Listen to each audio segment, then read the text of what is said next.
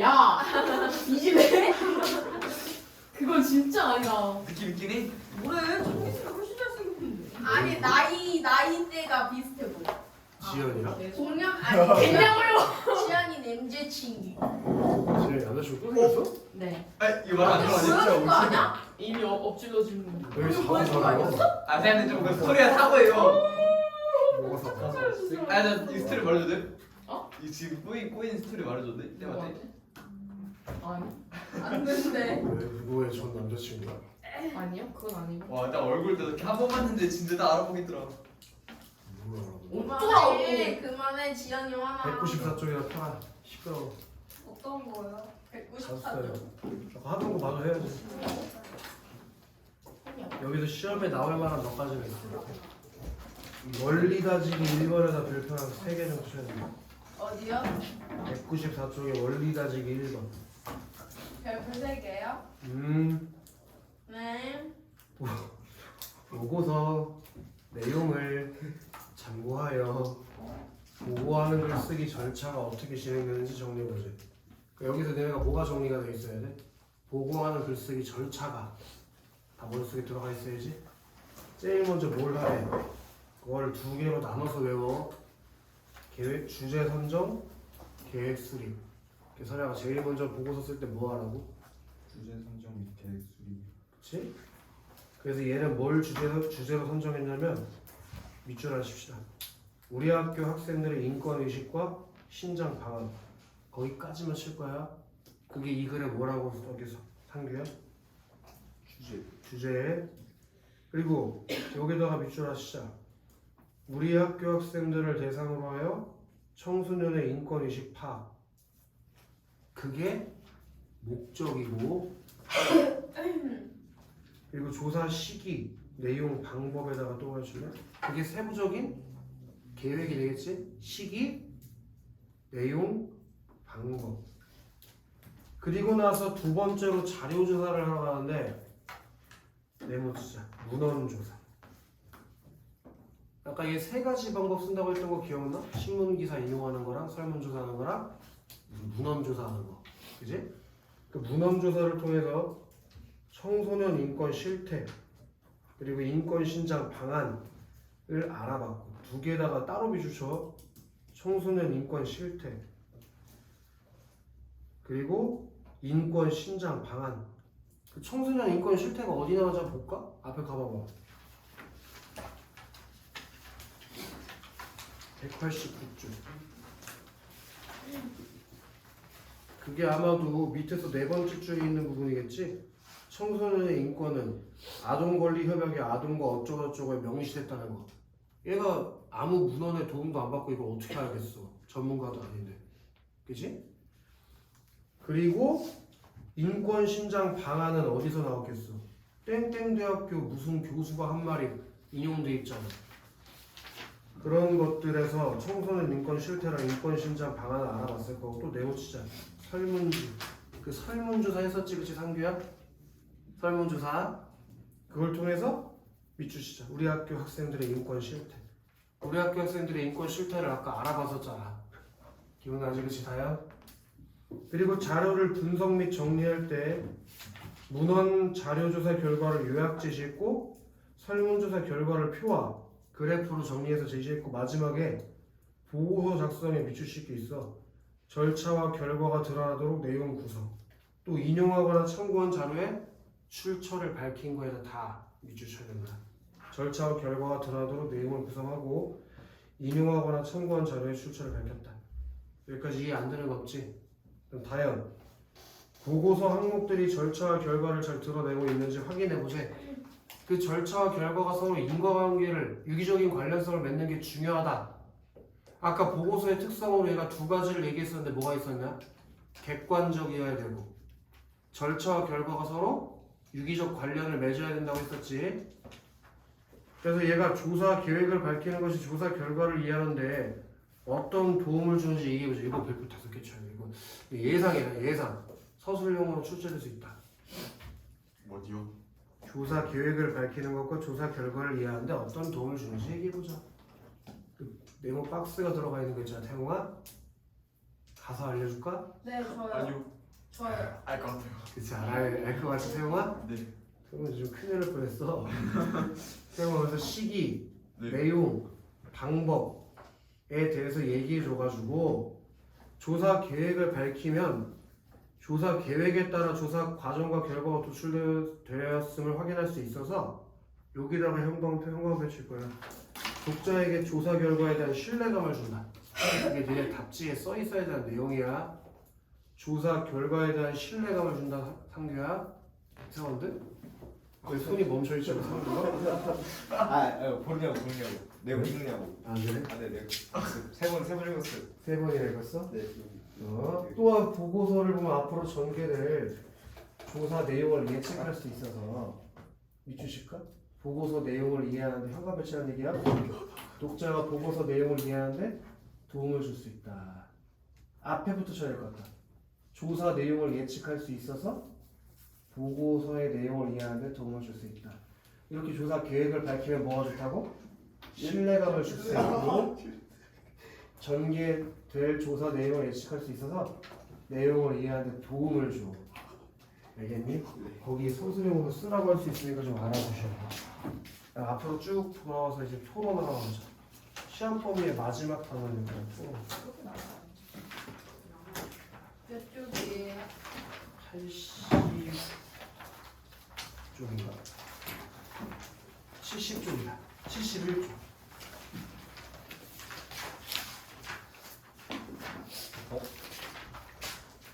반대 신뢰하면 토론하다.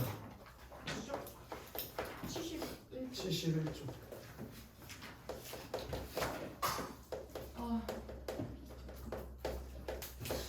여기서 내가 하나 궁금한 게 있는데 학교에서 여기 수업할 때 있잖아. 요거 개념 아직 안 했나? 한 단이네 지금인가? 할 때 꼭 뭘 잘 들어봐야 되냐면 요거 개념 설명하고 뒤에 토론하는 거 하나 나오는데 로보스에 요거 자세하게 설명하나 좀 봐봐봐. 왜 이걸 물어보냐면 내 생각에는 토론 이거 개념 공부하고 지문은 수특에 있는 걸로 낼 것 같은 느낌이 강하게 들거든. 오늘 아까 읽어보니까 별로 좋지가 않더라고. 교과서에 실려있는 이 토론이. 그래서 토론은 개념만 이걸로 공부하고 문제는 수특에 있는 걸로 내지 않을까 하는 생각이 들었어. 학교에서 자세히 설명하자면 들어가. 진도 나갈 때. 문제인지 안 알았어. 했어요. 그래서 했어? 나왔어? 네. 내 개인적인 생각도 그래. 여기 포퍼식 토론이 나오는데 칼포퍼식 토론이 별로 그렇게 썩 좋지가 않아. 토론 내용이. 근데 수특권 꽤 괜찮하게 많거든 지문이. 그래서 지문을 여기서는 수특권로 연기해서 낼 것 같은 느낌이 강하게 들어. 일단 그래도 읽어는 봐야 되니까 그건 내 생각이니까 읽어는 보자고. 토론에다가 내놓자 토론. 그리고 홍감표 시작. 어떤 문제에 대해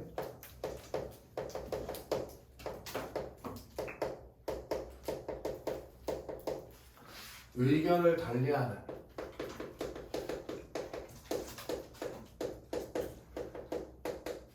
양측이 논리적인 근거를 들어서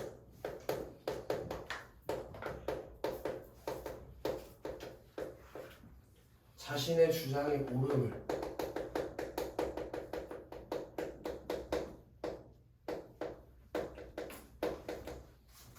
내세우는 말하기.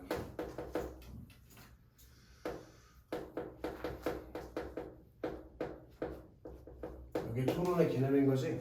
그래서 어떤 문제, 그 문제에다가 동그라미 문제. 그게 바로 토론의 주제가 되겠지. 문제. 그리고 의견을 달리하는 양측이 토론자가 되는 거예요. 토론자. 걔네들이 논리적인 근거를 들어서 자신의 주장의 옳음을 내세우는 말하기. 그게 토론인데, 토론은 자기 주장만 내세우는 말싸움이 아니고 상대의 주장과 근거를 이해하고 상대의 주장이나 근거에 부당함을 밝혀서 여기다가 좀 동그라미 칠거야 돼. 형광펜 쳐도 좋다. 자신의 입장을 설득력 있게 주장. 그렇게 해서 자신의 입장을 설득력 있게 주장. 그러니까 이 토론의 목적은, 주된 목적은 뭐가 되겠어? 설득이 되는 거야, 설득. 오케이? 그래서 사안에 대한 공감대를 넓히는 것을 목적으로 한다. 그래서 거긴 밑에 조그마한 글씨가 중요해. 문제 해결을 위한 합법. 그게 중요한 거예요. 토론이 문제를 해결하기 위한 말하기라는 게 아주 중요해요. 여기 밑에 조그마한 글씨 써있지 않나? 문제를 해결하는 말하기. 그게 중요해. 토론은 어떤 말하기라고 태용아? 문제를 해결하기 위한 말하기. 그러니까 토론의 궁극적인 목적이 뭐야? 상대방을 설득해서 문제를 해결하는 거. 네. 그게 토론의 가장 주된 목적이에요. 네. 토론의 유형에는 이건 그냥 밑주실 거예요. 논제에 대해 찬성 측과 반대 측이 한 번씩 입론과 반론의 기회를 갖는 동그라미 고전적 토론.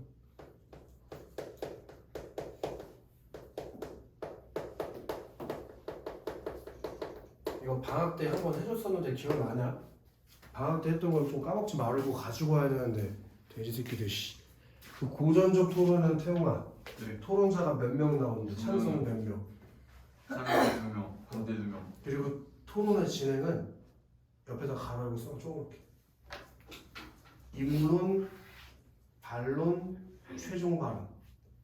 고전적 토론 밑에 조그마한 것이 오른쪽이나 왼쪽에 쓰라는 얘기를 입론, 반론, 최종 발언 그 순서로 진행이 돼. 고전적 토론은 아주 옛날부터 이어졌던 토론이라서 다른 말로 전통식 토론이라고 부르기도 하거든.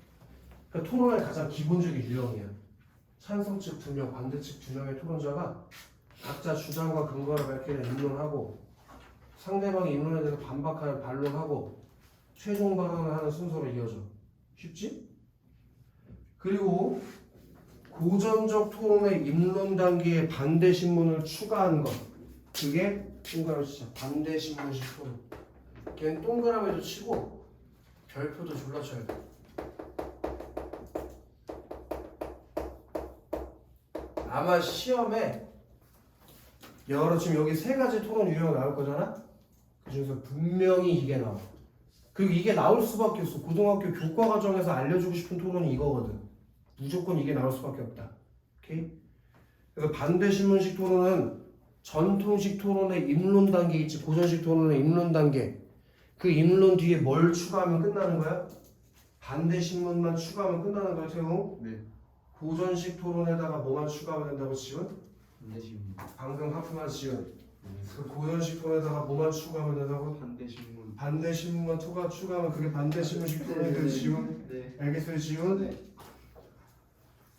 자, 그리고 3명이 한 팀이 되어서 최종 반론을 제외하고 입론과 반론 때마다 반대 신문을 하는 걸 거기 동그라미 치자. 칼포퍼식 토론. 그래서 우리 교과서에는 칼포퍼식 토론이 제시가 되어 있더라고. 그리고 논쟁적 토론에서 결론이 나타났다고 생각되면 심판이 토론을 중단시키는 직파 토론. 이거 말고도 토론의 종류는 엄청나게 많은데 교과서에서 그냥 이거 4개만 소개해주고 있는 거야. 그 중에서 너네가 꼭 기억해야 되는 건 반대 신문식 토론을 꼭 기억해야 돼. 그게 되게 중요해. 니네 수특에도 다 반대식 토론밖에 안 나와. 그걸 꼭 알아야 돼. 반대 신문식 토론이 중요해. 자, 토론의 방법으로 들어가보자. 토론의 방법. 토론을 하기 위해서는 거기 한번 한번 칩시다. 논제와 핵심 쟁점을 명확하게 설정.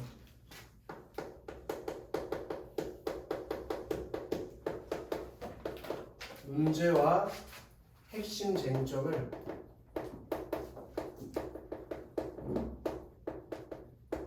명확하게 설정하는 게 제일 먼저 이루어져야 되는데 거기 밑줄하시고 밑주실 거예요. 토론의 주제에다가 밑주실 거예요. 토론의 주제 밑주실 거예요. 그리고 동그라미 치자. 논제. 그게 토론의 주제가 논제인 거야. 걔는 밑주시자. 찬성과 반대의 입장으로 명확하게 구분되는 것이 좋다. 무슨 얘기냐? 찬성과 반대로 나뉠 수 있는 것만 논제가 될 수 있다고. 예를 들어서 사람을 죽여도 된다. 이런 건 논제가 될 수가 없는 거지. 거기 찬성하는 사람은 있을 리가 없잖아. 또는 우리 교실의 쓰레기통은 어디에 위치해야 할까? 이런 거는 문제거리가 안 되겠지. 찬성 반대가 나뉘는 얘기가 아니니까. 문제가 설정되면 바로 밑줄하실 거예요. 찬반 양측이 분명하게 의견을 달리하는 지점. 찬성과 반대가 의견이 나뉘는 지점. 동그라미 쟁점. 그게 쟁점의 개념인 거야. 지금 쟁점이 뭐라고? 상관없이 분명한 의견이 불변치죠. 자, 저기야 지훈아. 궁금한 거 하나만 물어볼게. 하나의 문제가 있을 거야. 주제는 하나일 테니까. 그럼 쟁점은 몇 개, 여러 개 있을 수 있을까? 하나만 있을까? 하나. 쟁점은 여러 개 있을 수 있는 거야. 한 토론의 주제 안에서 의견이 갈리는 부분이 여러 지점일 수 있으니까 쟁점은 하나가 아니라 여러 가지를 가질 수 있어. 알겠어? 한 주제 안에서도 의견이 갈리는 게 여러 부분이 있을 수 있으니까. 이해되나? 뭐 예를 들어서 너도 이제 좀 있으면 체육대회 할 거 아니야? 그치? 체육대회 유니폼을 뭐 반에 애들이 반씩 의견이 갈린 거야. 이쪽 애들은 뭐 농구 유니폼을 하고 싶고 이쪽 애들은 축구 유니폼을 하고 싶다. 그럼 토론이 일어날 수 있잖아. 이해되냐? 그럼 농구 유니폼을 하고 싶은 애들이 내세우는 주장에 가격이 싸다. 그럼 이쪽에서 반대하는 것도 가격이 싸지 않다 이렇게 나뉘는 거 아니야? 그럼 가격이라는 쟁점이 있겠지. 두 번째로 뭐 실용성에 대해서 농구 유니폼 평소에도 입을 수 있잖아. 축구 유니폼 축구할 때 우리 많이 입는데? 하고 실용성 측면으로 나뉠 수 있고 여러 가지로 이렇게 나뉠 수 있잖아 의견이. 그게 다 쟁점이라고. 무슨 얘기인지 알겠어 다현? 다현이 체육대회 하나? 불당부 이번 체육대회 하나? 네. 언제 해? 5월 23일. 졸라 많이 남았네. 그 체육대회 유니폼 왜 하는 거야? 그 군복 그거 깨구리? 졸라 싫다 진짜. 아니 근데 남자애들은 그런 거 좀 반대 좀 해. 니네 미래에 많이 입을 건데 왜 벌써 입으려고 해? 아니 그래 그거 입고 나중에 어떻게 하려고 그걸 버리려고? 그거 어디 가서 입으려고 그러니까. 그거 한 번 입고 쓸 데가 없잖아. 축구 유니폼은 그래도 축구할 때라도 입지. 이상한 거 왜 하는 축구할 거야? 때 축구 유니폼을 왜 입고 축구를 해요? 그럼 뭐 빨리 입고 하냐? 그거 뭐 그냥 느낌이 다르대? 환자복 이런 거 왜 하는 거야? 어디 아파? 왜 체육대회 하는데 환자복 입고 해? 그니까요. 정상적인 거 입고 해. 정상적인 거. 이거 뭐냐? 드래곤볼. 쉽지 않다 진짜. 쌤 때는 뭐였어요? 개 싫다. 쌤 때는 뭐였어요? 아니 나는 근데 면티, 남고 면티. 나왔어. 뭐 새끼야? 면 제복, 색깔 제복. 면티. 아 우리는 다 축구부겠지. 남고 했으니까. 쌤때도 버티가 있습니다. 바로 위험하다. 아니 약간 사고 날 뻔했어. 아니요 그거 아니요. 옛날에 너네는 잘 모를 수도 있는데 페북에 되게 유명한 체육대회 영상에서 100만 뷰 넘어갔던 거. 아 그 개주하는데 시작부터 역주행하는 애 나오고 뭐 돌아가면서 그지 같은 짓거리 하는 게 있어. 첫 번째 타자가 역주행하고 두 번째 타자가 목발 짚고 뛰고 뭐 이런 거. 미팅. 그게 나는 없었어. 난 졸업하고 난 뒤였고 아 쌤네 학교였어요? 중앙고였는데. 그래서 나도 그거 보고 이 새끼 뭐하지? 처음에 운동장이 익숙하더라고. 그래서 뭐지? 하고 계속 보니까 우리 학교더라. 이상한 애들이 들어왔구나 했지. 맞아 호스는 좀 누구? 나이가 틀리지만 나이가 한 차이 나지 않냐? 이름이 뭔데? 맹호규. 맹호규? 네. 그거 엄청 얘기했잖아 옛날에. 쌤이랑 얘 나이 차이가 몇 살인데? 10살 넘게. 맹호규가 몇 살인데? 아 그때가 27살. 저랑 11살 차이 났거든요 고1 때. 아이, 그럼 난 볼 수가 없지. 졸업 10년 뒤. 10년 뒤야 지금. 니네가 나랑 그럼 20살 넘게 차이 난다는 얘기야? 쌤이랑 16살 차이 날걸요? 그럼 어떻게 알아? 그건 내가 별로서 차이 나네. 미친 스토커. 몇? 2004년생인가 니네? 5년생. 2005년생? 1년 맞아? 상교 왜 오늘 그거 안 입었어? 아 그거 덥다고. 그거 어제 어떤 새끼가 입고 왔는데 1989인가? 맞지? 1989. 아또 에이블리에 있었지 상교. 안 샀다고. 아무튼 에이블리. 내가 요즘에 되게 싫어하는 티가 있어. 저거 장지훈이 입고 있는 거. 얘 뭔데요? 왜 입는 거야? 예일 스키? 원래 좀 사회 부적응자가 많이 보여. 아니 이거 대학교 굿즈잖아. 예일대학교 학교 굿즈잖아. 아 진짜로? 그걸 왜 입어? 차라리 서울대학교를 입고 다녀. 뭐 아니, 예일대를 가야 그것도 눈치 뭐 보이니까. 이런 거야. 아니 진짜 오늘 촬영 때문에 그거 씻어야겠다. 아니 내 개인적인 견해는 얘기할 수 있잖아. 이런 게 그런 거랑 똑같은 거니까 외국인들이 보면 졸라 병신같이 그럴걸? 미국인들이 와서 저 새끼 예일대도 아니다 그럴 거야. 그또 뭐야 현대자동차 자동차 이름 하고 그 쌍용 자동차 티볼리 있잖아. 그 이탈리아 도시 이름이라니까. 그럼 이탈리아 사람들이 한국에 와가지고 자동차 이름 들으면 되게 병신같이 생각할 거야. 서울. 차 이름이 천안, 서울, 부산 이런 거요. 기억이. 얼마나 황당하겠어. 이 새끼 뭐하는 놈들인가 싶을 거 아니야. 네. 옛날에 내가 되게 이상하다고 생각했던 티가 있어. 유행했던 건데 좀 옛날이지만 I love 뉴욕. 아. 미국인들이 보면 진짜 이상하더라고요. 나는 서울 사랑해. 완전 미친놈 아니야? 그걸 왜 입어? 내 내셔널도 이상해 올 것 같은데. 이상하겠지. TV 프로그램 왜 입고 다니겠지. 한국판 걸어서 나중에 꿈이 그런 건 걸어서 세계 속으로 연출해고야. 어쨌든 그렇다고 계속 해보자. 그렇게 여러 가지 쟁점이 있고 거기도 밑줄 하실 거예요. 논제를 해결하기 위해서 반드시 언급해야 할 쟁점. 거기다가 동그라미 하시고 필수 쟁점. 자 여기서 이제 우리 방학 때 했던 성과를 또 확인해봐야지. 선아, 우리 있잖아. 대답하자 거기서. 논제의 종류가 3가지가 있다고 했어. 세 가지가 뭐가 있었지? 정책. 사실 문제. 3가지인데 왜 하나만 얘기해? 같이. 같이. 정책. 정책 문제. 그거 꼭 알아야겠어요. 좋았다. 옆에 책에 나와요. 동그라미 칩시다. 오른쪽에 논제 유형에 나오지, 그치? 요 논제 유형의 3가지고 시험에서 구분하는 거 많이 나오니까 알아야 된다잉. 사실, 정책, 가치. 그러면 구분할 수 있어야 되잖아, 상규야. 사실 논제는 어떻게 의견이 나뉘는 거야? 참과 거짓을. 그리고 지연. 가치 논제는 어떻게 나뉘는 거지? 같이? 가치 있냐 없냐 하면 그딴 소리 짓고 있지 않겠지? 옳고 그른지. 뭐 비슷하지? 바람직한지 바람직하지 않은지. 네. 그러면 서윤 정책 문제는 어떻게 나뉘지? 정책 시행하는지 안 하는지. 정책을 시행해야 할지 말지. 그래서 이거 이렇게 푸는 게 쉽다고 했었어. 바람직하다 이렇게 끝나는 거 있지? 네. 그건 가치 문제고 뭐뭐 해야 한다 이렇게 끝나는 게 있어. 뭐뭐 해야 한다로 끝나는 게 정책 문제예요. 오케이? 예를 들어서 담배값 인상은 바람직하다 이렇게 나오면 그거는 가치 문제라고.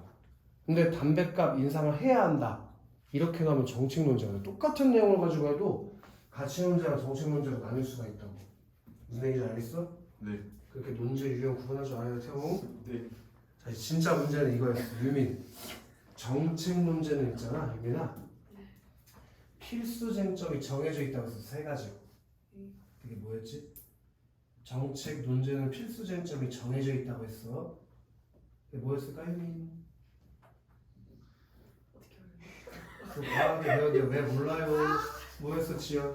나? 너. 정책 논제는 필수 쟁점이 정해져 있다니까? 예. 뭐였어요, 사연? 네? 뭐였어요? 난안줄 알았지. 했으니까. 너요. 모르는데요. 모르면 안 돼요. 뭐였어요, 사연? 정책 문제요? 네, 왜 또 물어요?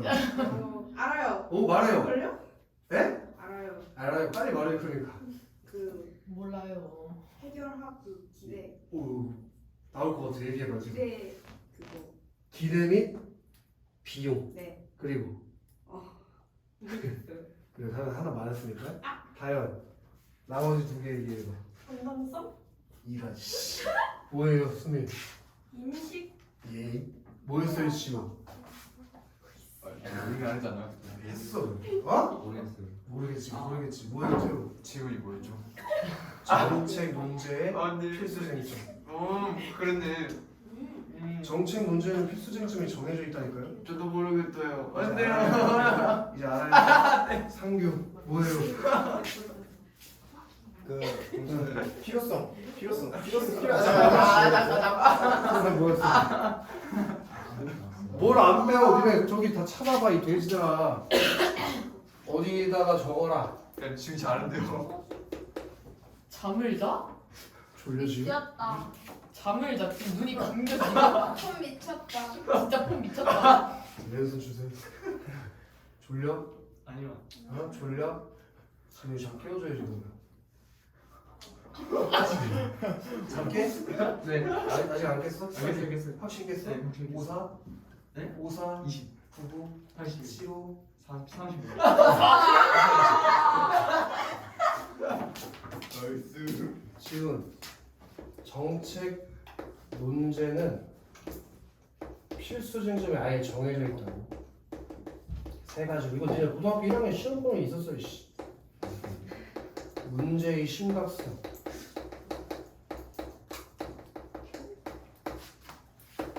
실현 가능성 및 정책이에요? 정책, 실현 가능성 및 해결 방안, 그리고 기대 및 비용. 이 정책을 실행할 정도로 문제가 심각한지 심각하지 않은지로 갈리고, 이 정책을 실시했을 때 그 정책이 실현 가능한지 또 이 문제의 해결 가능성이 있는지에 대해서 찬성과 반대가 아니겠지. 그리고 정책을 실행했을 때 이 기대라고 하는 것보다 이익이 더 나을 것 같긴 해. 이익이 비용보다 큰지 아니면 비용이 이익보다 큰지에 대해서 찬성과 반대로 의견이 갈린다고. 오케이? 태용? 네. 다음 주에 또 물어볼 거야. 다 외치 태용? 네. 자, 논제가 정해지지 않으면 다시 논제가 정해지면 현관 배치할 거예요. 토론자들은 사회자의 지시와 토론 규칙에 따라 토론해야 한다.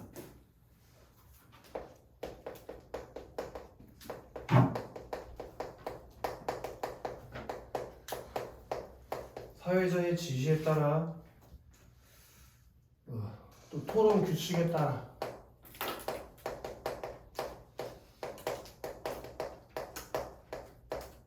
토론해. 일반적으로 토론자들은 얘에다가 네모 하나 칠래? 입론. 이거 외우면 좋아. 외우는 게 좋을 거야. 입론에서 주장과 근거를 제시. 입론은 뭐 하는 단계라고 해요? 주장과 제시. 네? 주장과 근거를 제시해요. 네. 외우는 게 좋아. 네. 나 반대 신문에다가 네모 치자. 그리고 미주 시작. 상대의 논리적 문제점을 지적. 그 반대 신문에는 특별히 별표 더 쳐. 이 단원의 제목이 뭔가 봐봐. 반대 신문 하며 토론하기라며. 그럼 반대 신문에 대해서 이해하는 게 이 단원의 학습 목표 아니야? 그 다음에 반론 네모치고 해주시죠. 입론의 쟁점 중 자신에게 유리한 것을 택해 자신의 논리가 우위에 있음을 주장하는 것. 그렇게 입론, 반대 신문, 반론 순서로 토론하게 된다는 얘기겠지? 다음 넘어가고. 자, 이때 반대 신문은 이게 되게 중요한 거예요. 여기부터 시험 문제 많이 나올 거예요. 한두 문제는 출제될 거예요. 여기가 중요하다. 여기 반대 신문이. 반대 신문은 상대 측 발언부터 현관보실 거예요. 상대 측 발언의 문제점이나 논리적 오류를 지적.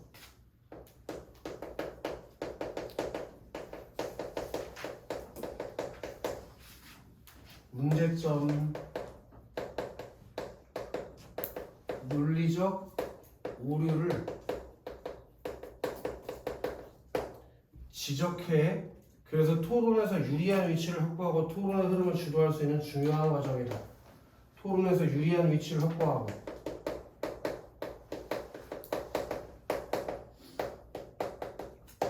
그리고 토론의 흐름을 주도.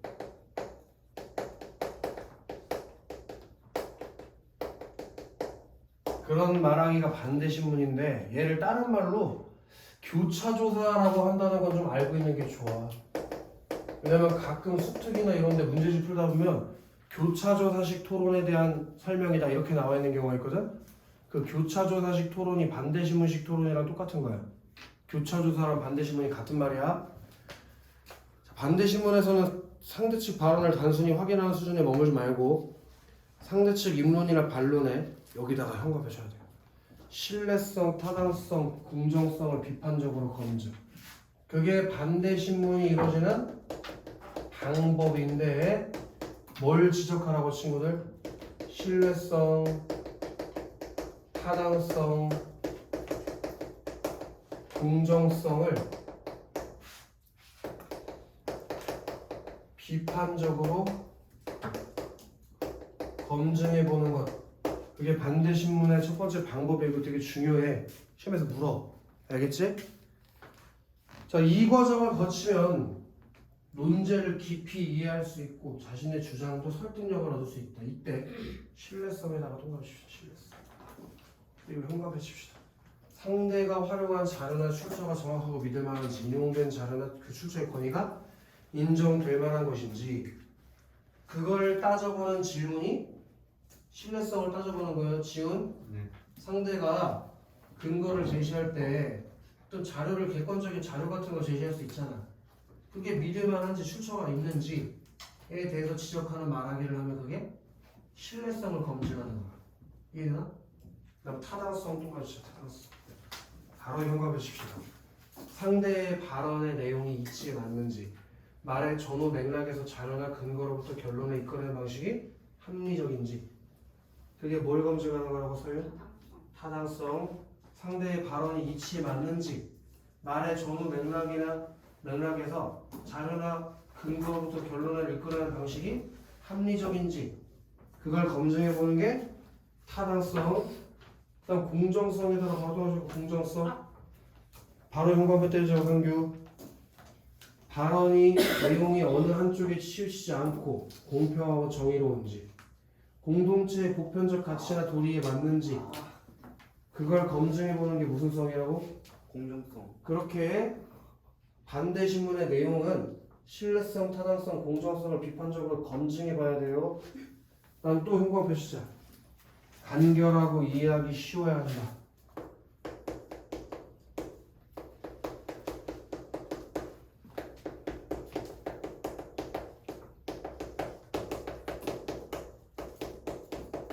여기서 또 중요한 게 하나 있는데, 반대 신문은 질문의 형식으로 이루어진다는 걸 꼭 기억해. 질문의 형식으로. 근데 그 질문이 간결하고 쉬워야 돼. 가능하면 그 부분은 어떻게 생각하느냐는 이거 별표하시죠. 개방형 형식. 개방적인 질문을 하면 안 돼. 상대방이 자신의 견해를 밝히는 개방형 질문을 하면 안 돼. 그렇게 하지 말고 그 부분이 어떠한 관련성이 있는지 생각해 본 적이 있으십니까? 같은 현관표 치죠. 구체적이고 제한적인 형식을 사용하라고 했습니다. 그거를 시험 문제에서는 이렇게 많이 얘기해. 지금 니네가 현관표 친 걸 다 요약하면 그런 걸 폐쇄형 질문이라고 해. 개방형 질문의 반대라고 생각하면 돼.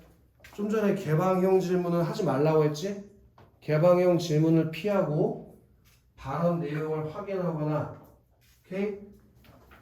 추가적인 기회를 주지 않을 수 있게 구체적이고 제한적인 형식의 질문인 폐쇄형 질문을 사용하는 것이 좋다. 그럼 여기까지가 질문을 하는 방법이에요. 질문을 하는 방법. 오케이? 이 두 가지는 반대 신문에서 질문을 하는 방법이라고. 그럼 나 질문만 하는 사람 아니고 답변도 해야 되잖아. 토론자는. 그치? 자, 답변할 때는 현관펜 때립시다. 그 내용이 자신의 입론이나 반론에서 주장했던 것과 배치되지 않도록 주의해야 한다.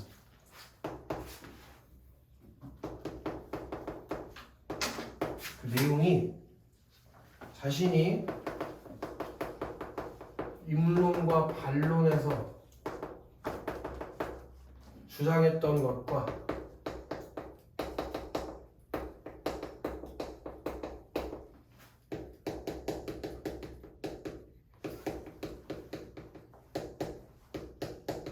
이게 무슨 얘기냐면, 반대 신문 하려고 내가 답변을 했는데 그게 내가 주장해서 입론에서 했던 내용이랑 안 맞으면 갑자기 다른 얘기를 하는 게 돼버리니까 내 주장의 논리 일관성이 사라지잖아. 그치? 예를 들어서 내가 저기 뭐 입론할 때는 이거 효과가 있다고 했는데 반론에서 갑자기 반대신문할 때 갑자기 효과가 없다고 말해버리면 그건 다른 얘기라는 게 돼버리잖아. 그리고 내 스스로가 내 주장을 반박하는 거니 그건 잘못된 거 아니야? 그래서 항상 일관성 있게 답을 해야 된다고 상규야. 이게 당연한 거 아니야? 난 바로 현관 패치합시다. 간단 명료하게 해야 돼.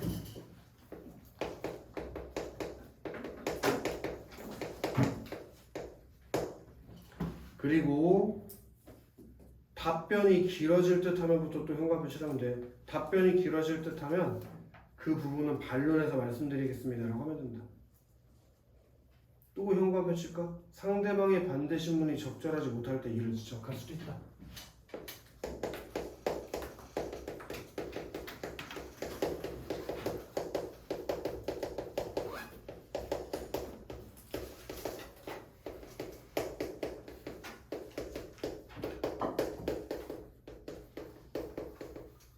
그런 게 수특 지문에서 나오는 게 있어.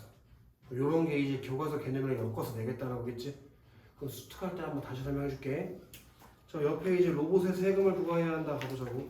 요게 이제 교과서 진도의 마지막이야.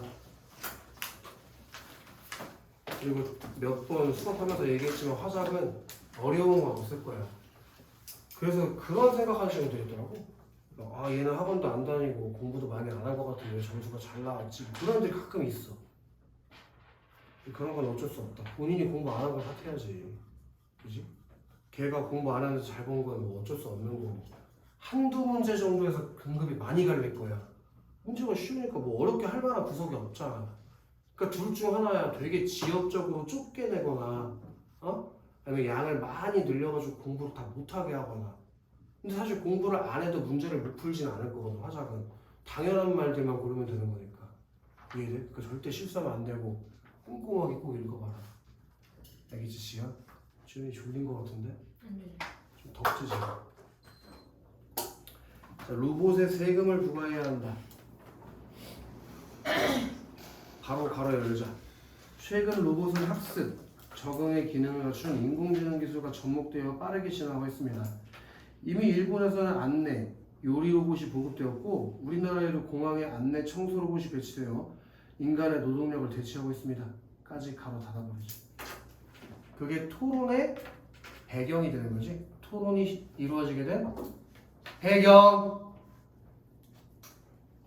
이런 상황을 고려해서 오늘은 얘에다가 형법 하나 칠 건데 로봇에 세금을 부과해야 한다.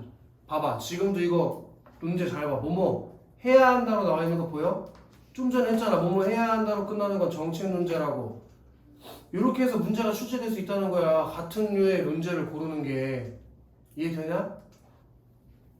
그걸 논제로 학생 토론을 진행하겠습니다. 토론의 규칙을 따르고 상대방에게 예의를 지켜주시기 바랍니다. 먼저 찬성 측 입론해 주십시오. 여기서 또 시험 문제로 출제될 수 있는 걸 하나 알려줄게.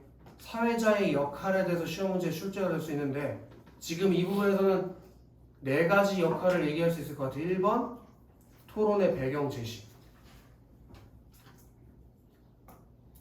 2번 논제 제시,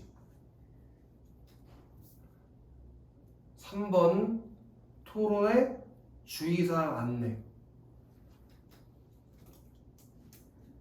4번 토론의 순서 제시. 그러고 나서 문제로 낼 건 뻔한 거지. 사회자의 역할로 적절하지 않은 거 맨날 나오는 문제 아니야 이거. 이거 틀면 죽어야지 뭐. 그치 상규야?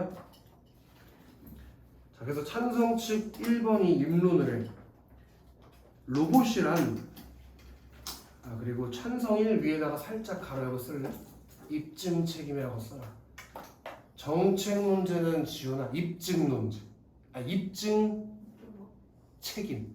입증 책임. 미안해. 입증 책임. 정책 문제는 항상 긍정문에 항서문으로 쓰게 돼 있어. 그래서 그 논제가 이 정책을 꼭 실시해야만 한다라고 써 있단 말이야. 그럼 찬성은 뭔가를 바꾸려고 하는 사람이지.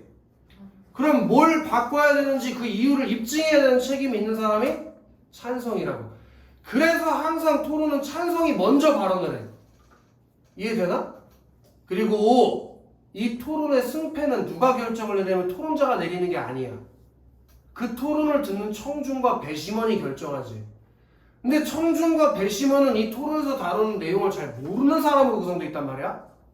뭔 말인지 알아? 그럼 그 사람들이 이 내용을 이해를 해야겠지? 그래서 항상 제일 먼저 발언하는 사람이 청중과 배심원이 모를 만한 내용에 대한 개념을 정의하게 돼 있어. 그래서 처음에 찬성 1이 로봇의 개념을 정의하면서 토론을 시작하는 거야. 이해됐냐? 그래서 로봇이란 어떤 작업이나 조작을 자동적으로 하거나 인간과 비슷한 형태를 가지고 걷거나 말할 수 있는 장치. 그게 로봇이를 하여라.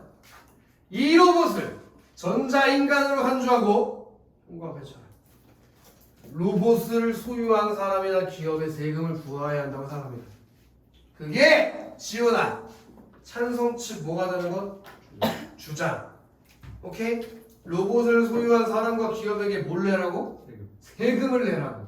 그게 주장이야. 그 까닭은 이제부터 다른 색깔로 현관 배치는 게 구분하기 좋겠지. 색깔을 바꿔 아니면 뭐 밑줄로 배치하든지 색깔을 바꿔주는 게 좋을 것 같아.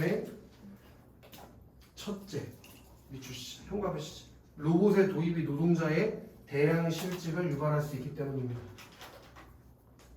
그게 찬성 측이 첫 번째 근거가 돼. 로봇을 도입하면 대량 실직, 실업률이 올라갈 수 있을 것 같아. 둘째, 또 현관 배치자. 로봇에 부과한 세금을 실직자의 직업 재교육에 사용할 수 있기 때문입니다. 그럼 근거가 몇 가지 나왔나? 그 근거가 어떤 타당한 게 있으려면 객관적인 뒷받침한 내용이 있어야겠지. 바로 열자. 영국의 로봇 권위자 앨런 윈필드 교수에다 가로 닫자. 그 사람이 공신력 있는 권위자가 되겠지, 그치? 누구? 공신자. 네. 권위자. 공신자가 누구야? 공신력 있는 권위자요. 윈필드 교수가 자동화세를 제안한 것이나 또 가로를 닫자. 마이크로소프트사의 창업자 빌 게이츠. 그 사람도 누구가 되겠어? 다양하다. 공신력 있는 권위자가 되겠지, 그치, 지훈? 마이크로소프트 창업자 누구? 빌리지. 걔도 공신력 있는 권위자가 되겠지, 지훈? 네. 걔도 뭘 주장했대? 로봇스. 그치? 네. 그럼 이렇게 공신력 있는 권위자의 주장이 자기 주장이랑 같아달라? 같아요. 그걸 통해서 뭘 높이고 있다고? 신뢰성. 거기다가 밑주실 거 신뢰성을 높임. 이렇게 공신력 있는 권위자의 주장을 제시해서 뭘 높였다고? 신뢰성. 알겠어요? 네. 자, 이상으로 입론을 마치겠습니다. 반대측에서 반대 질문해 주십시오. 자, 기존에부터 가로 열 거예요. 기존의 일자리가 사라지더라도 새로 창출되는 일자리가 있기 때문에 실업률이 증가하지 않을 수 있다까지 가볼 건데, 이게 찬성 측이 입론에서 말했던 근거 1번 가볼까? 그 근거 1번이 타당한지 합리적인지에 대한 지적한 거잖아. 그럼 이게 어떤 성을 지적했는지가 아주 중요하겠지. 타당성을 지적했다는 게 아주 중요해. 아까 전에도 반대 신문은 신뢰성, 타당성, 공정성 측면에서 비판적으로 검증한다고 했지? 그 중에서 어떤 걸 검증하는지가 시험에서 물어본다고. 그럼 지금은 무슨 성을 검증했다고? 타당성을 검증하는 질문이다 이거야. 그 다음에 비추시죠. 생각해 보셨습니까? 그게 무슨 형 질문이라고? 이게 폐쇄형 질문이라는 걸 꼭 기억해 주세요, 서윤. 오케이? 저기 구체적으로 제안. 폐쇄형 질문. 구체적이고 제한적인 형식으로 질문을 하고 있었지, 책에서? 그 내용이요. 새 일자리가 창출되어도 로봇 도입으로 많은 노동자가 실직하는 것은 사실이며 재교육 없이 실직자들이 새 직업을 찾기는 힘들 것입니다라고 간단 명료하게 또 자신이 입론에서 주장했던 것과 잘 어울리는 내용으로 답변했으니까 아무 문제가 없지. 찬성이 답변한 것도 다음으로 반대 측에서 입론해 주십시오. 자, 이건 주장에 친 색깔을 현관에 칠하겠네. 로봇에 세금을 부과하는 주장을 다음의 까닭으로 반대합니다. 로봇의 세금을 부과하자는 주장을 반대합니다. 다른 색깔로 지우는 아니 앞에서 이게 네가 주장에다 색깔 칠게요. 그럼 같은 색깔로. 자, 로봇의 세금을 부과하자는 주장을 다음과 같은 까닭으로 반대하기 때문에 첫째, 자 이게 다른 색깔로 바뀌어 있어야겠지. 세금을 부과하면 로봇의 도입이 늦어져 새로운 산업과 로봇 기술의 발전이 저해될 수 있기 때문입니다. 로봇에 세금 내면 로봇 개발해 안 해? 잘 안 된대. 그리고 산업혁명 시절 방적기나 증기기관에 세금을 부과했다면 산업혁명이 산업 발달이 늦어졌을 것입니다라고 뒷받침하고 있네. 뭘 들어서? 밑에 쓰자. 역사적 사례를 들어 근거를 주장을 뒷받침. 역사적 사례를 들어 주장을 뒷받침. 역사적 사례. 거기 산업혁명 시절 방적기 증기기관 말이요. 역사적 사례를 들어 주장을 뒷받침. 산업혁명 시절 방적기 증기기관에 세금 부과 안 했다는 역사적 사실이 있잖아. 사례가. 그지? 그 다음에 또 현갑하십시오. 로봇만을 실직의 주범으로 몰아 과세하는 것은 형평성에 어긋나기 때문입니다. 그게 반대측의 근거. 그리고 항공기부터 바로 열자. 항공기 탑승권 발급 기계, 그 키오스크 같은 거 있잖아. 내가 비행기 타러 가면은. 그리고 은행 현금 인출기 ATM기. 걔들도 노동자들의 실직을 유발했지만 세금을 부과하지 않았습니다까지 가로 넣자고. 그러니까 로봇세가 형평성에 어긋난다 이거야. 만약에 로봇세 매길 거면 ATM기랑 저기 항공기 탑승권 발급 기계에도 세금 매겨야지. 왜 로봇에게만 세금을 매기냐고. 그 세금을 매기는 것은 형평성에 어긋난다는 내용을 통해서 앞에 근거를 뭐하고 있다고? 앞에 뒷받침하고 있다고. 아시겠어? 네. 다음으로 찬성 측에서 반대 질문해 주십시오. 항공기 탑승권 발급 기계는 은행 현금 인출기에서 세금을 부과하지 않는다고 말씀하셨는데 라고 여기서 한번 끊어 쓰자. 상대 측 발언 내용 확인. 그렇게 상대 측 발언 내용을 한번 확인하는 질문을 한 거지. 너 그렇게 말했잖아 라고. 그지? 자, 특정 기능을 제한적으로 시행하는 무인기기와 달리 로봇은 사회 전 분야에 활용돼 다양한 일자리를 차지할 수 있어서 성격이 다르다는 점을 생각해 본 적 있냐? 라고 얘가 얘기했던 그 근거를 뒷받침하는 것의 타당성을 뭐하고 있어? 지적하고 있지. 그럼 이 반대 신문도 뭘 지적하고 있다는 게 중요해? 타당성을 검증하고 있다는 게 중요하겠지. 타당성. 그랬더니 반대가 무인기기도 일자리를 차지한다는 점에서 로봇과 비슷하며 산업혁명 시절에 여러 분야에서 활용된 증기기관에도 세금을 부과하지는 않았다라고 자기가 얘기했던 걸 그대로 얘기했지. 오케이? 자, 찬성 측의 반대 신문이 있었습니다. 다음으로 찬성 측 반론이 있겠습니다. 입론 끝나고 반론으로 넘어갔어. 반대 측은 로봇의 세금을 부과하는 것이 기술 발전을 저해하고 과세의 형평성에 어긋난다고 주장합니다까지 가로고 닫자. 그게 반대 측의 입론 내용을 뭐한 거? 주장을 요약했다는 게 중요해요. 반대 측 주장을 요약. 하지만 기술 발전보다 인간의 삶이 더 중요합니다.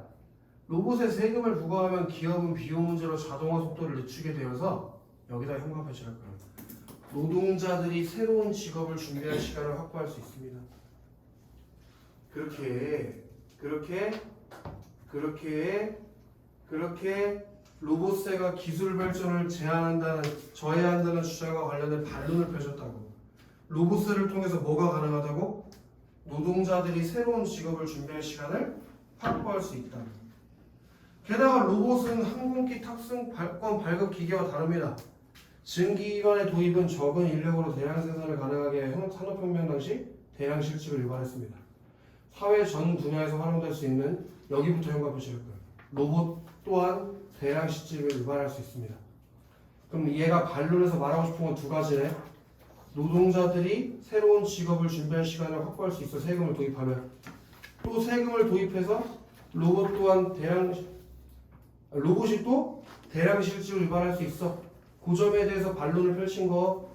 그 다음 바로 가로 열고 닫아보자. 2016년 유럽의회 법제위원회에서 로봇에 대한 세금을 부과를 고려해야 한다는 주장이 언급된 점까지.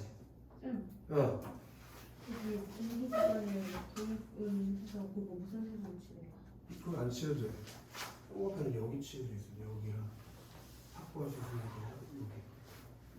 여기. 로봇 또한 대량 시점을 말할 수 있습니다. 그건 뭐 아무 색깔로 적어도 찬성 2에서 지금 반론하려는 내용이 두 가지라고. 노동자들이 새로운 직업을 준비할 시간을 확보할 수 있다. 그리고 로봇도 대량 실직을 유발할 수 있다. 그 점에 대해서 얘기해주고 싶었던 거라고. 오케이? 네. 자, 다 찬성 측 반론이었습니다. 다음으로 반대 측에서 반대 신문 해달래.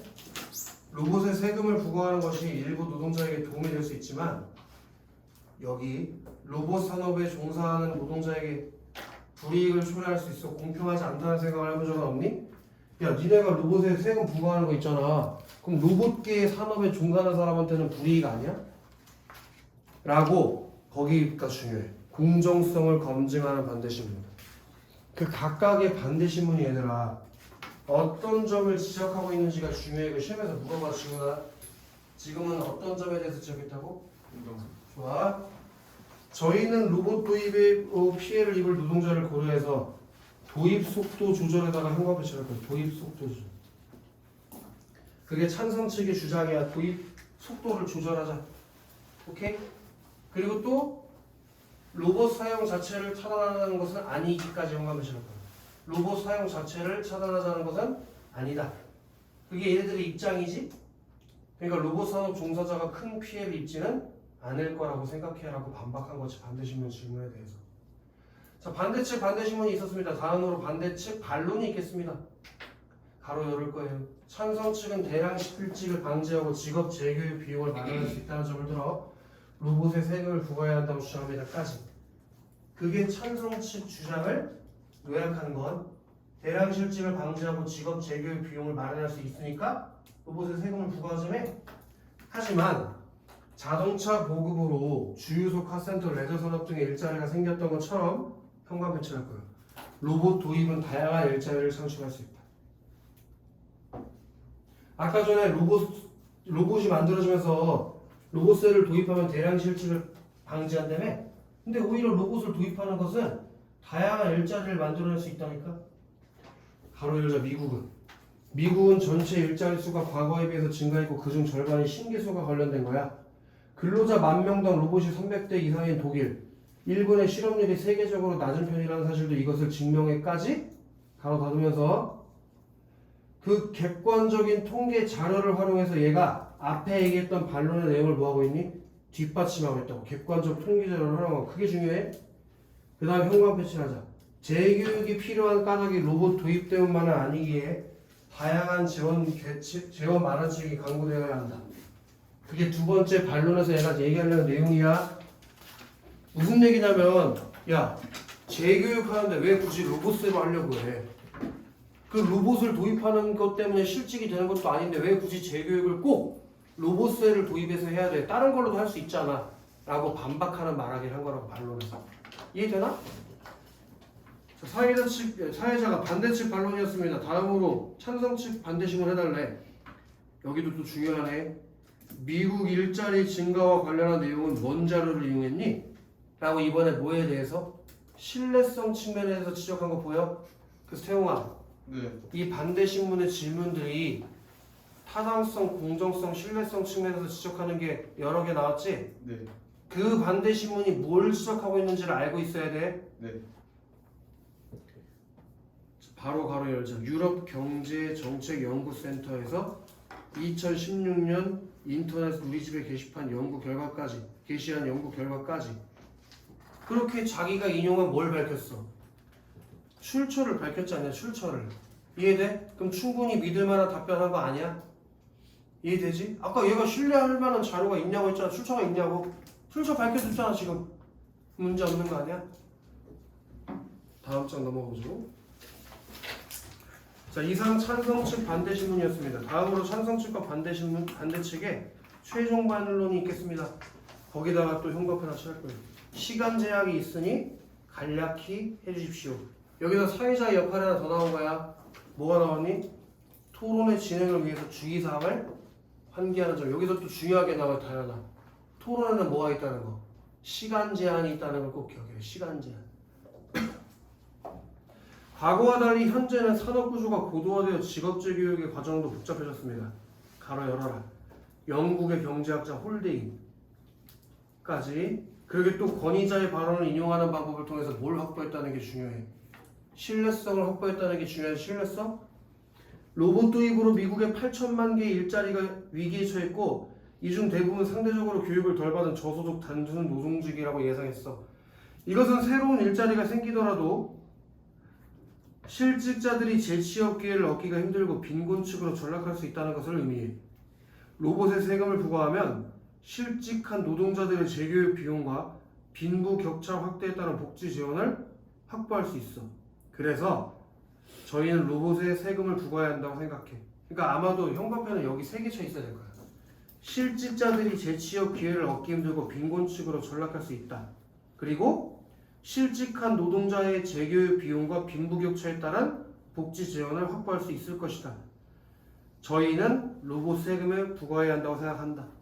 그게 앞에서 나왔던 입론과 반론의 내용을 요약한 거지. 최종 발언에서.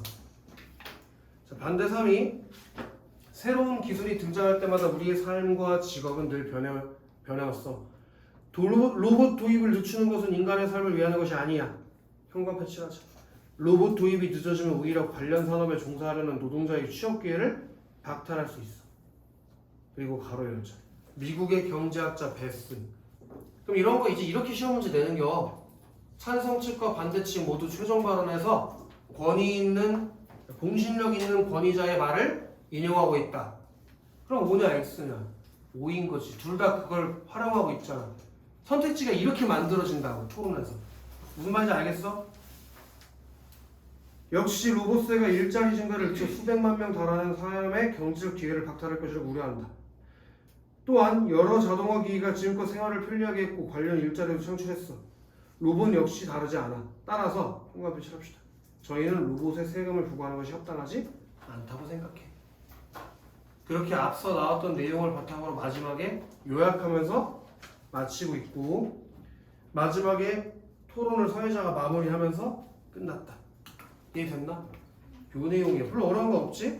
그리고 77쪽 가보시면 1번에 우리가 앞서 읽었던 걸 정리를 잘 했어. 그건 정리해 놓은 거니까 굳이 또 읽지 않을게. 1번은. 근데 2번에는 별표 한 5개 쳐요. 이게 이제 시험에 나온다는 거거든. 아까 반대 신문할 때 설현아 3가지를 검증한 거였지? 신뢰성, 타당성, 공정성. 어떤 질문에서 타당성을, 어떤 질문에서 공정성을, 신뢰성을 검증하고 있는지 알고 있어야 된다고. 그게 여기 정리되어 있는 거야. 이해됐냐? 그걸 잘 생각해주면 되고. 한 장 넘어가 볼래? 여기 목표 다잡기 2번에 반대 신문이 포함된 토론해보자의 토론 참여자의 역할이라고 되어 있는 거 보여?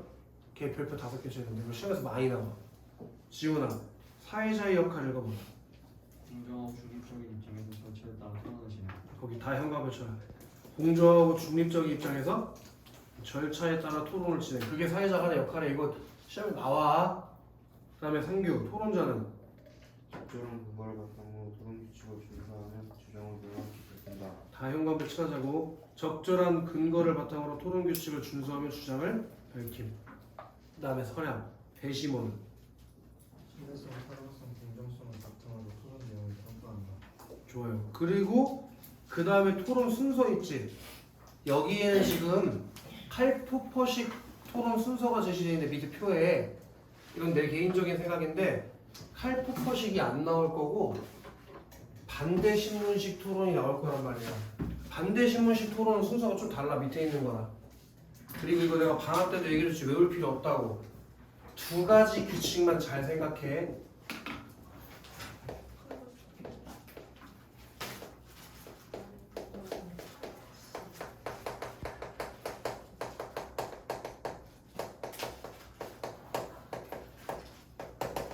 우리 이거 저번 학기 때 천안고등학교 때 내신 시험에도 나왔거든?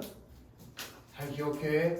토론자의 연속 발언은 안 된다. 한 토론자의 연속 발언은 안 돼. 한 놈이 두 번 발언하는 거 안 된다고. 그리고 항상 찬성이 시작과 끝을 담당하고 있다는 것만 기억하면 끝이야. 오케이? 그리고 이 토론의 순서는 이렇게 이어진다는 걸 기억해야 돼. 입론, 반대신문, 반론. 우리 앞에서도 봤지? 반대신문은 고전식 토론의 입론 뒤에 뭐만 집어넣으면 된다고. 반대신문만 넣으면 된다고 했잖아. 그리고 토론자가 찬성 2명, 반대 2명으로 이루어져 있다는 걸 기억해줘. 반대 2명. 그치 지연? 그럼 지연, 제일 먼저 찬성이 말하겠지. 찬성에서 먼저 시작한다고 했으니까 먼저 발언하는 애라서 찬성 1번이라고 했어. 얘가 입론하면 그 다음에 반대신문 해야겠지. 입론에 대해서. 상규, 당연히 반대가 반대신문 할 텐데 반대 2번이 반대신문을 해야 된다. 왜? 이 뒤에 반대 1번이 입론할 거거든. 이해돼? 만약에 여기서 반대 1번이 입론하면 둘이 연속 발언이니까 안 된다는 얘기야. 그럼 그 다음에 찬성이 반대신문하는 거 아니야? 그치? 그럼 찬성 몇 번이 반대신문하겠냐? 여기서 찬성 2번이라고 말하는 사람은 쓰레기다잉?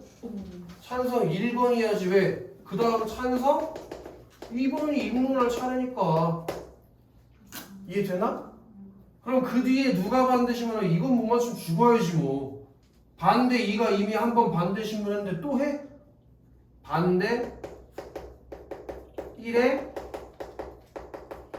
반대신문이 이어져야겠지?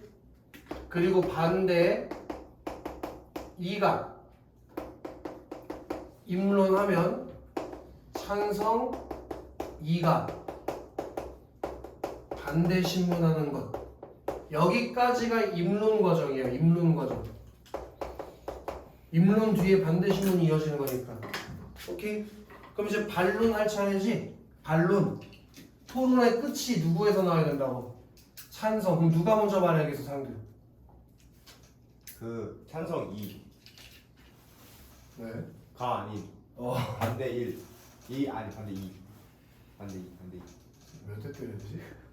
반대 1에 반론이 나오고 반대 이거 반대다.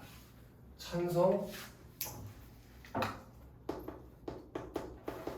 1에 반론이 나온 다음에 반대 2에 반론이 나오고 마지막에 찬성 2가 반론하면서 토론이 끝난다.